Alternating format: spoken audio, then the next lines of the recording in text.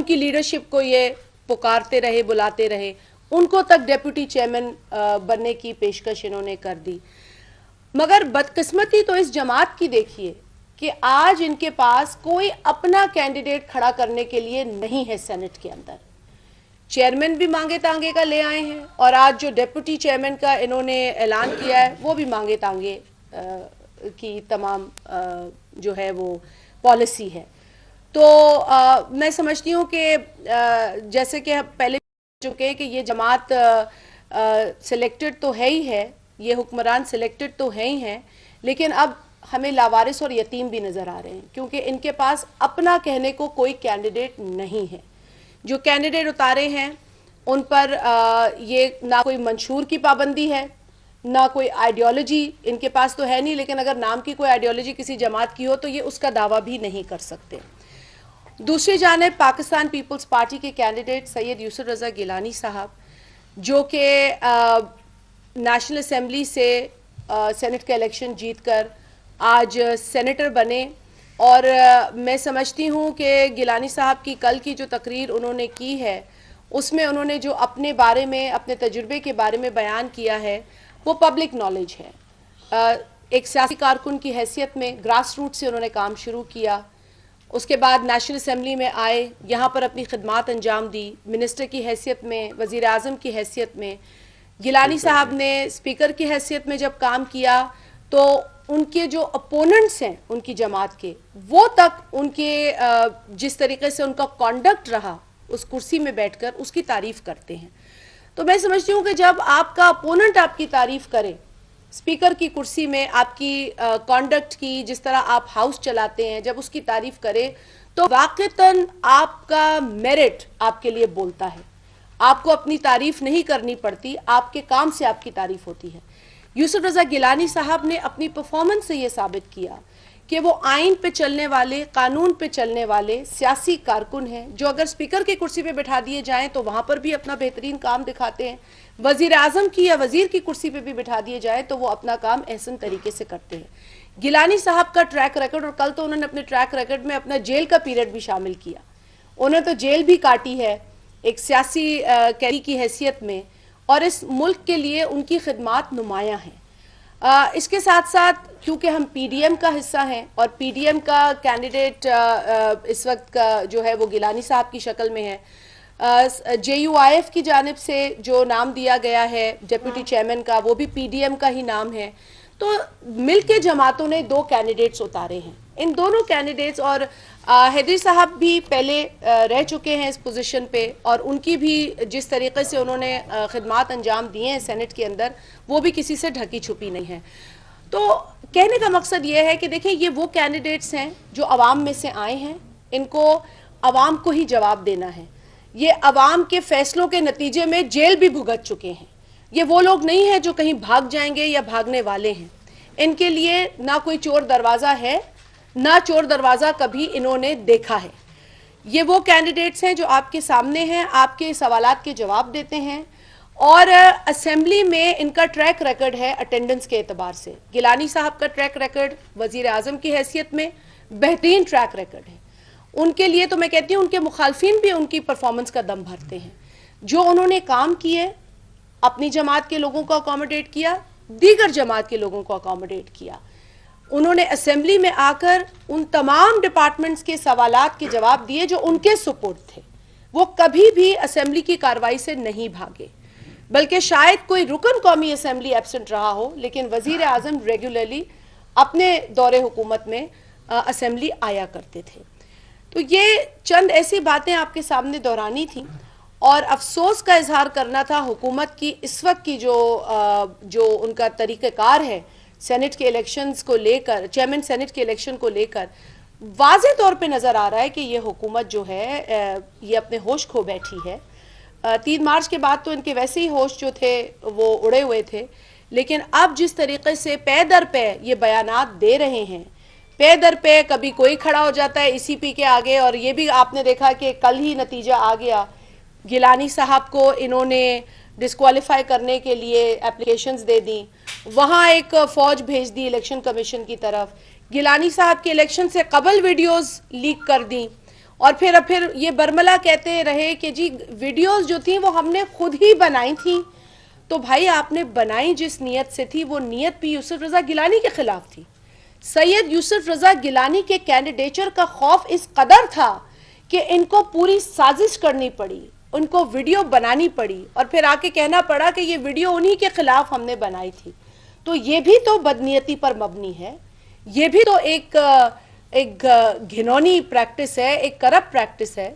اس کا بھی تو الیکشن کمیشن نوٹس لے کہ آپ ایک ممبر کو ہراساں کر رہے ہیں, ایک ممبر کو ڈسکوالیفائی کرانے کے عمل کو آپ نے ان کے الیکشن سے پہلے ہی شروع کر دیا. جب وہ کامیاب ہو جاتے ہیں اس کے بعد آپ دوبارہ ای سی پی ان کی کامیابی کے خلاف چلے جاتے ہیں. ساتھ ہی ساتھ آپ کہتے ہیں کہ جی میجورٹی ہے آپ کے پاس تو اوپن بیلٹ کرا دو قومی اسمبلی میں. اب تو میجورٹی پی ڈی ایم کی جماعتوں کے پاس ہے سینٹ کے اندر, تو اب یہ پی ٹی آئی کیوں اوپن بیلٹ سے بھاگ رہی ہے؟ اب کیوں نہیں؟ اب تو ان کے وزیر دلیل پیش کرتے ہیں کہ یہ سیکرٹ ہونا چاہیے. اب تو میں نے ان کے وزراء کو دلائل پیش کرتے سنا ہے مختلف ٹیلی ویژن چینلز پر, جو آ کر قرآنی آیات سے شروع کرتے ہیں. وہ آپ کہتے ہیں جی سیکرٹ بیلٹ ہونی چاہیے کیونکہ اس کرسی میں سیکرٹ بیلٹ ہوتی ہے.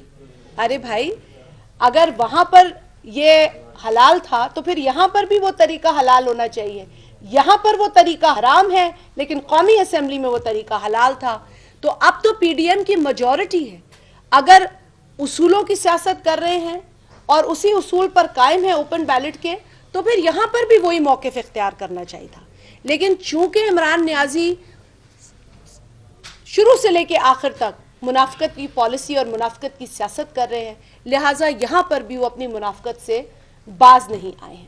میں دیگر ساتھیوں کو بھی شامل کروں گی اس گفتگو میں اور پھر آپ کے سوالات لیں گے. ٹھیک ہے, آپ کہیں گے بات کریں. میں بتاتی ہوں ہم نے کیوں لکھا.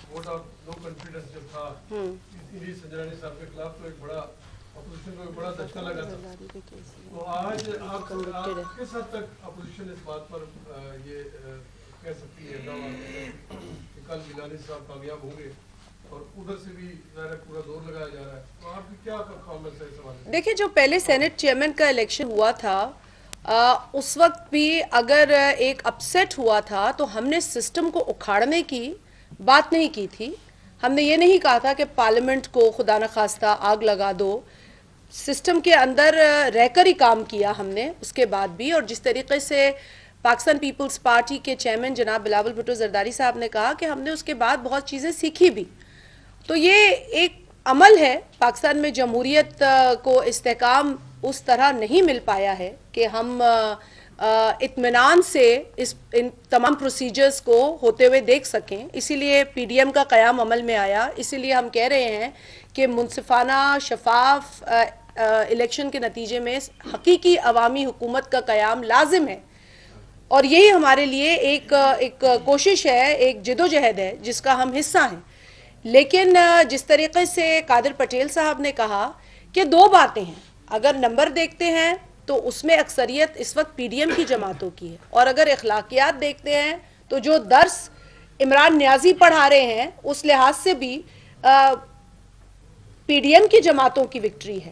اور اگر خدا نہ خواستہ کل جو شبلی فراز صاحب ہر حربے کی بات کر رہے ہیں, کوئی ایسے حربے جس میں پہلے بھی ذکر کیا گیا کہ کسی کی ماں بہن بیٹی کے ذریعے بلیک میل کر دیا جائے گا, کسی کو نیب کیس کے ذریعے بلیک میل کر دیا جائے گا, کسی کو فونز آنا شروع ہو گئے ہیں جس کا ذکر پارٹی کے لوگ بتا رہے ہیں کہ ہو رہا ہے. مریم نواز صاحبہ کا بھی ٹویٹ آیا ہے کہ لوگوں کو فون آ رہے ہیں. تو یہ وہ حربے ہے نا, حربے مطلب انہوں نے یہ جو اندیہ دیا تھا یہ وہ اندیے پہ کام کر رہے ہیں, یہ وہ اندیے جو دے چکے ہیں اب اس پہ عمل ہو رہا ہے. تو اس کے نتیجے میں اگر یہ اخلاقیات سے گری ہوئی حرکت کر رہے ہیں جس پہ ہمیں حیرانگی نہیں ہے, لیکن اب وہ لوگ دیکھ لیں جو غلط فہمی کا شکار ہیں ان لوگوں کے بارے میں. یہ اخلاق سے بھی گرے ہوئے ہیں اور نمبر تو ان کے پاس ویسے نہیں ہے سینٹ کے اندر. اور اس کے ساتھ ایک بات کا اضافہ کرتی چلوں کہ عمران نیازی نے وہ جو جس طرح قادر پٹیل صاحب نے بتایا کہ اپنی کلاس بلا کے اور اپنے آپ کو مانیٹر بنا دیا تھا, تو اس کے اندر انہوں نے یہ بھی فرمایا کہ انٹیلیجنس ایجنسی سے الیکشن کمیشن کو بریفنگ لینی چاہیے. تو ادارے کو گھسیٹنے والا بھی عمران نیازی ہے, اس کو بدنام کرنے والا بھی عمران نیازی ہے, اور اس کے بعد دوسروں پر یہ الزام لگانے والا بھی عمران نیازی ہے.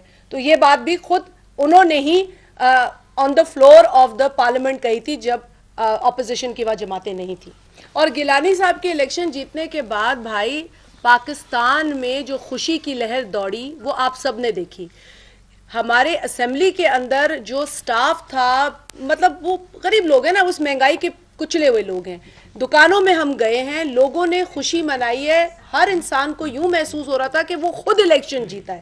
تو یہ نتیجہ تھا جو کامیابی گیلانی صاحب کو ملی اس کا پاکستان کی عوام پر.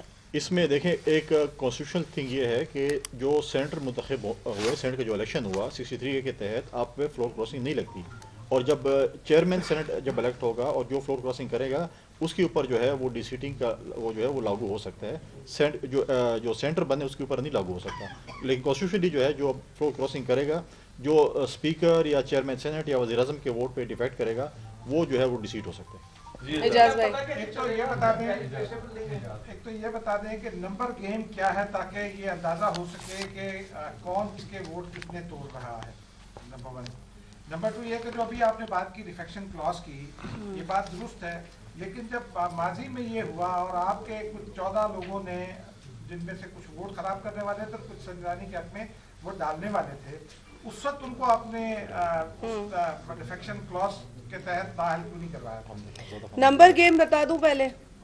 دیکھیں 52 ہے اپوزیشن کے اور 48 ہیں پی ٹی آئی کے, ان کی الائز کے ساتھ. اور اس کے اندر پاکستان پیپلز پارٹی کے اگر میں آپ کو بتا دوں ٹوٹل 20 ہیں, پی ایم ایل این کے 18 ہیں, اس کے علاوہ جے یو آئی ایف کے ایک سیکنڈ بھائی جے یو آئی ایف کے 5 ہیں, اس کے علاوہ بی این پی منگل ہے 2 ان کے ہیں, نیشنل اے این پی کے 2 ہیں, اور پی کے میپ کے 1 ہیں, جے آئی کا 1 ہے, اور اسی طریقے سے این پی کا کے 2 ہیں. تو یہ 52 کا نمبر بنتا ہے. اسی طرح ان کے جو الائز سب ملا کر پی ٹی آئی کے ہیں ٹوٹل 26 اراکین, پھر اس طریقے سے 13 باپ کے ہیں, ایم کیو ایم کے, جی ڈی اے کے, پی ایم ایل کیو کے ملا کر 48 بنتے ہیں. تو یہ 52 ہے پی ڈی ایم کے اندر جو جماعتیں ہیں ان کا, اور 48 ہے اس 48 میں 70 کروڑ اور 35 کروڑ والا سندھ اور بلوچستان والا دونوں شامل ہیں. 52 میں یہ ہے کہ یہ جو نون کے اسحاق ڈار صاحب اس کے اندر نہیں, اور جماعت اسلامی والے شاید وہ ابسٹین کریں, تو انشاءاللہ تو اگر آپ ان کو بھی نکال دیں تو بھی 50 اور 48 ہے. تو جیت انشاءاللہ وہی میں نے جو آپ سے کل کہا تھا. نمبر کلیئر ہے, نہیں چاہیے, نہیں میجورٹی کلیئر میجورٹی. دو سوال ہے جو فلور کلاسنگ کرے گا اس کے اوپر وہ آئینی کے درمیان ہوگا, جب ووٹ ٹریسیبل نہیں ہے تو پتہ کیسے چلے گا کہ کس نے کس کو ووٹ دیا؟ صحیح بات. یہ چیز دیکھیں پتہ چل جاتا ہے, اور یہ جو سینٹر جو آپ کو ووٹ نہیں کرتا اس کو بھی پتہ چلتا ہے. دیکھیں پچھلی دفعہ بھی جب نو کانفیڈنس موشن میں تھا, ہمارے کے پی سے ایک سینٹر تھے, انہوں نے ووٹ نہیں کیا تھا, ان سے ہم نے استعفیٰ طلب کیا, اور اخلاقیات تو یہ تھی ان کی تھی کہ فوراً ہی انہوں نے اس کو پی ٹی آئی میں ایکسیپٹ کر لیا, اور اس کے بیٹے کو انہوں نے سینٹ کی ٹکٹ دے کے دوبارہ سینٹر بنا دیا. جو اخلاقیات کا درس دیتے ہیں انہوں نے. جی سہیل صاحب کر لیں, آپ پھر آپس میں نپٹ لیں. سہیل بھائی آپ کر لیں پھر آپ کر لیں. 2 سوال ہے. جی ایک سوال یہ ہے کہ اگر 18ویں ترمیم کی ایک لٹکتی ہوئی تلوار جو پیپلز پارٹی کے لیے حکومت کے مطابق ایک فروٹ ہے, تو اگر وہ تلوار گرانے کے لیے کیا رات کو دباؤ ڈال کے کچھ لوگوں کو ادھر ادھر کرنے کی کوشش کریں, اس پر آپ کیا کہیں گے؟ اور حیدر بھائی یہ مجھے بتائیں کہ قانونی پوزیشن کیا ہوگی؟ ابھی اسپیکر نے یہ کہا ہے کہ جی اگر ایک بھی ووٹ غلط ثابت ہو جائے تو میں یہ اسپیکرشپ چھوڑ دوں گا, اس پر آپ کیا کہیں گے؟ حیدر بھائی صاحب آپ ہی بتا دیں. اسپیکر صاحب نے جو فرمایا ہے ان کے لیے 2-3 باتیں گوش گزار کروں گا. پہلی بات یہ ہے کہ اسپیکر صاحب اس دن موجود تھے جس دن ووٹ آف کانفیڈنس کا ڈرامہ کیا گیا, ٹھیک ہے. تو ہم بہت ساری ویڈیوز کی بات کرتے ہیں, پی ٹی آئی ویڈیوز لے کے الیکشن کمیشن میں بھی گئی, ایک بولی بٹ کی ویڈیو نیب کی بھی نکلی تھی, آج تک اس کا بھی فورینزک نہیں ہوا. تو ایک ویڈیو اور بھی ہے جو قومی اسمبلی کے اس اجلاس کی ہے, اس ویڈیو کا فورینزک کروا لیں کہ اس میں اسپیکر صاحب وہی اگر ہمیں ہینڈل کر کے بتا دیں تو ان کو پتہ چل جائے گا کہ ان کو کرسی پہ رہنا چاہیے یا نہیں, کہ اگر 4 اسپیشل اسسٹنٹس اور 2-3 سینیٹرز بیٹھے ہیں اور آپ اپنی گنتی پوری کروا رہے ہیں, گو کہ وہ کارروائی قانون کے خلاف ہے. اور پاٹیل صاحب بیٹھے ہیں, ان کو معلوم ہے کہ قومی اسمبلی کا اجلاس نہیں چل سکتا اگر کورم پورا نہ ہو, لیکن وہ ووٹ آف کانفیڈنس کا اجلاس کیسے چل سکتا ہے بقول ان کے, جس کے اندر آپ نے باہر سے سڑک سے اٹھائے ہوئے لوگ بٹھا دیں, راجہ بازار سے اٹھا کے بٹھا دیں. اگر اسپیشل اسسٹنٹ اس ایوان میں نہیں بیٹھ سکتا تو اس کی وہی اہمیت ہے جو ایک بازار میں چلتے ہوئے آدمی کی ہے. تو اگر آپ نے بازار سے بندے اکٹھے کر کے اسمبلی میں بٹھا دیے اور وہ ویڈیو بنی ہے, قومی اسمبلی کے ریکارڈ کا حصہ ہے, اسی کا ہی فورینزک کروا لیں. ہم نے تو نہیں بٹھائے تھے, گیلانی صاحب نے تو نہیں بٹھائے تھے. تو اگر ایک آدمی اپنی اسمبلی کی کارروائی آئین اور قانون کے مطابق نہیں چلا سکتا تو اس کو اسپیکر رہنے کا حق نہیں ہے. ایک بات. دوسری بات آپ نے جو فرمائی ہے 18ویں ترمیم کے حوالے سے, 18ویں ترمیم کو اب آئین اور قانون میں ایک پرماننٹ سٹیٹس مل گیا ہے. اس پر عدالت عالیہ کے بہت سارے فیصلے آ چکے ہیں, اور جس طریقے سے پاکستان پیپلز پارٹی کی قیادت نے پی ڈی ایم کو متحد کیا ہے, 18ویں ترمیم کے فروٹس کیا ہیں. جس طرح ابھی بات کی گئی, صدر آصف زرداری صاحب نے صوبوں کو امپاور کیا. پنجاب کو اگر 200 ارب ملتے تھے تو اب 1000 ارب ملتے ہیں سال کے, اگر سندھ کو 150 ارب ملتے تھے تو اب 800 ارب ملتے ہیں سال کے. تو آپ نے صوبوں کو فائنینشلی امپاور کیا ہے اور انہوں نے اپنے صوبے کیے ہیں, منصوبے چلائے ہیں. 18ویں ترمیم کا رول بیک وہی سوچ چاہے گی جو ڈیموکریٹک پروسیس کا رول بیک چاہتی ہے, جو پریزیڈنشل فارم لانا چاہتی ہے, جو 1 مین 1 ووٹ کے مخالف ہیں, جو اس قسم کے نظام حکومت کو لانا چاہتے ہیں کہ ہر ادارے کی بھی اتھارٹی بن جائے اور ہر جگہ ہمارے ہی لوگ بیٹھیں اور پاکستان میں فیصلہ سازی ایک چھڑی سے ہو, ایک سوچ سے ہو. تو جمہوری قوتیں لڑیں گی, اپنے مہذب طریقے سے لڑیں گی اور انشاءاللہ اپنا کردار ادا کریں گی. گیلانی صاحب کے حوالے سے اگر مجھے اجازت دی جائے, میں ایک بات کرنا چاہوں گا کہ ان کا مقابلہ کسی سیاسی آدمی سے نہیں ہے. اس وقت باپ کا مقابلہ بیٹے سے ہے. باپ وہ ہے جو باپ کے چیئرمین ہے اس وقت, اور وہ آج ان کی بھی ایک ویڈیو لیک ہوئی ہے اور وہ کہہ رہے ہیں کہ ان کو کسی نے بنوایا تھا. ہاں, ان کو اسی جماعت نے بنوایا تھا جس کے آج کے کینڈیڈیٹ یوسف رضا گیلانی صاحب ہیں. وہ پاکستان پیپلز پارٹی کے ووٹوں سے بنے تھے اور آج بھی وہ انہی ووٹوں سے اپنی شکست تسلیم کر لیں تو بہتر ہے, کیونکہ پی ٹی آئی خود ان کو نہیں بنوانا چاہتی.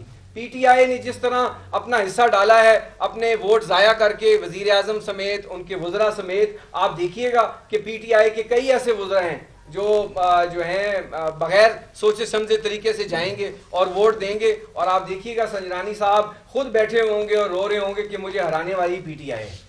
میڈم میں آپ سے جی شاہجہاں صاحبہ یہ بتائیں کہ جیکمباد کی جو پی ٹی آئی کی ایم پیز ہے, خبریں یہ آ رہی ہیں کہ ان کو فارغ کر دیا گیا ہے اور الزام یہ ہے کہ وہ ان پیپلز پارٹی کے سینیٹرز کو ووٹ دیا ہے. اب جب فارغ ہو جائیں گے تو ان کی پیپلز پارٹی میں ایکسیپٹنس کی کیا لیول ہوگی؟ اور دوسری بات آپ نے کہی کہ خدشہ ہے کہ ممبران کو اٹھایا جائے, مگر کس حد تک خطرناک صورتحال ہے؟ اگر اپ سیٹ ہو جاتا ہے تو پھر کیا آپ عدالت میں جائیں گے یا پھر نو کانفیڈنس جائیں گے؟ پھر حکمت عملی کیا ہوگی؟ دیکھیں, بات کی حکمت عملی تو پھر اس وقت مشاورت کے ساتھ تیار ہوگی, اس کا اس وقت تو کوئی پریڈکشن بھی نہیں کی جا سکتی.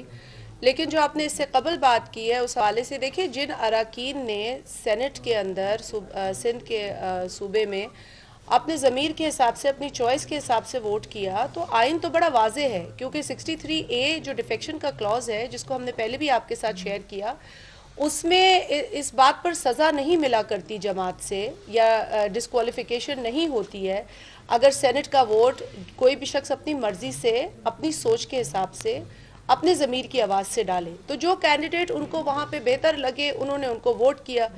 اب ویسے دیکھیں, جہاں ایک رکن پر ذمہ داری ہوتی ہے کہ وہ پارٹی ڈسپلن کو, پالیسی کو فالو کرے, میں بالکل سمجھتی ہوں, لیکن وہاں جماعتوں پر بھی یہ ذمہ داری ہوتی ہے کہ وہ اس طرح کے کینڈیڈیٹ دے جن کا ان کی جماعت سے بھی تعلق ہو, ان کے منشور سے بھی تعلق ہو اور اس کی پرفارمنس بھی نمایاں ہو.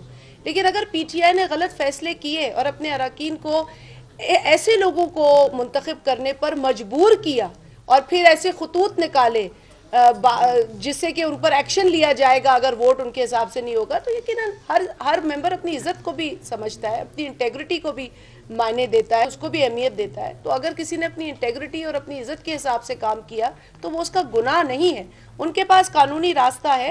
وہ بھی اگر پی ٹی آئی ان کے خلاف کوئی ایکشن لیتی ہے اور اگر آئین میں اس کا کوئی ذکر نہیں ہے تو وہ بھی کورٹ جا سکتے ہیں, وہ بھی اس کو چیلنج کر سکتے ہیں. جی 7 بندے کہہ رہے ہیں, حکومت کہہ رہی ہے کہ 7 لوگ اپوزیشن کے وہ ہمیں ووٹ دیں گے, اس بارے میں آپ کیا کہتے ہیں, اور جماعت اسلامی اس دفعہ کیا کرے گی؟ 14-15 کا تو انہوں نے 3 مارچ سے پہلے بھی ذکر کیا تھا. تو یہ قیاس آرائیاں, یہ من گھڑت باتیں تو یہ پہلے بھی کرتے ہیں. وہ احمقوں کی جنت میں بیٹھے ہیں, ان کو یہ پتہ نہیں ہے کہ آج غریب عوام کتنی مہنگائی کے نتیجے میں پس چکی ہے. آج بھی پاور کمیٹی کے اندر اسی وفاقی حکومت نے گورنمنٹ بل پاس کرائے جس سے مزید سر چارج الیکٹریسٹی کے بلز میں لوگوں کے لیے تحفہ یہ لوگ دے رہے ہیں. پہلے ہی عوام جو ہے وہ خوار ہو رہی ہے. اب میں آپ کی بھی خبروں میں آتا ہے, ہمیں بھی مارکیٹ کے پرائس پتہ چلتے ہیں, 500 روپے کلو تو مرغی کا گوشت ہو گیا ہے. اب تو وہ پہنچ سے باہر ہے. اب پتہ نہیں کس چیز پہ ہاتھ لگائیں, کیا چیز خریدیں, کیا چیز لائیں, کیا چیز پکا کے کھائیں. یہ حالت ہے پاکستان کی عوام کی. اور اس پر جو ہے یہ ایسے بلز پاس کراتے ہیں جس کو آج اپوزیشن جماعتوں نے مسترد کیا ہے, اور اب یہ قانون سازی کر رہے ہیں سر چارج لگانے پر. اور کس لیے؟ فیوچر پروجیکٹس اور فائنینشیل اوبلیگیشن جو وفاقی حکومت کی ہوگی. گردشی قرضہ جس طرح میرے بھائی نے بتایا کہ کھربوں میں جا چکا ہے. ان کی اپنی فگر ہے 2.3 ٹریلین, یہ انہوں نے خود کی فگر دی ہے, اپنی فگر, اور اب یہ فگر بھی آگے بڑھ گئی ہے. یہ آپ کا گردشی قرضہ ہے. دیگر قرضے جو یہ لے رہے ہیں اور جس طرح یہ ملک چلا رہے ہیں, یہ اپنی مافیاز کو کھلا رہے ہیں, وہ تو پوچھے مت, وہ تو 35,000 کھرب کو پہنچ گیا ہے. مطلب تاریخ کا سب سے زیادہ گردشی قرضہ آج ہے پی ٹی آئی کے دور میں. تاریخ کا سب سے زیادہ قرضہ جو لیا گیا ہے وہ بھی آج ہے پی ٹی آئی کے دور میں. اور یہی پی ٹی آئی اور اسی کا لیڈر کہتا تھا کہ جب یہ قرضے بڑھتے ہیں, گردشی قرضہ بڑھتا ہے تو حکمران چوری کرتا ہے. اب یہ کس کی چوری ہے؟ عمران نیازی چوری کرنے سے باز نہیں آ رہا, وہ چوری پہ چوری کیے جا رہا ہے اور گردشی قرضہ اور دیگر قرضے بڑھاتا چلا جا رہا ہے. تو یہ ان کی پہلے بھی ان کی یہ باتیں تھی, ہم نے سنا تھا 14-15, آپ نے بھی یہ نمبر سنا تھا.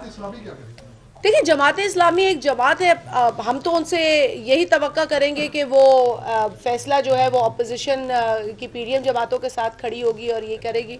ہم قبل از وقت ان کے فیصلے کو پریڈکٹ نہیں کر سکتے. امید رکھتے ہیں کہ وہ بھی عوام کے ساتھ کھڑی ہوگی, یوسف رضا گیلانی صاحب کے ساتھ کھڑے ہوگے. پاکستان کی عوام کو اس سلیکٹڈ حکومت سے چھٹکارا دلانے میں میری خواہش یہ ہوگی کہ جماعت اسلامی اپنا کردار ادا کرے. یوٹیوب پر گوگلی ٹی وی دیکھنے کے لیے youtube.com کی سرچ بار میں گوگلی ٹی وی ٹائپ کریں. گوگلی ٹی وی کے پیج پر سرخ رنگ کے سبسکرپشن والے بٹن پر کلک کرنا نہ بھولیے. یوٹیوب پر اپلوڈ ہونے والی ویڈیو سے باخبر رہنے کے لیے بیل آئیکن پر کلک کیجیے. آپ کو ہر نئی آنے والی ویڈیو کے بارے میں نوٹیفیکیشن موصول ہو جائے گا.